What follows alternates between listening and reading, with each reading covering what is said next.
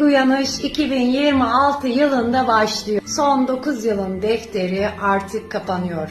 2026 yılında numerolojik olarak 1 yılındayız. Bekleme süresi bitti. Koza'dan çıkış zamanındayız. Sistem artık hak ediş dönemini başlatıyor. Son 9 yılda yaptıklarının, sustuklarının ve emeklerinin karşılığını alma vaktin geldi. Erteleme hastalığının ilacı bu yıl.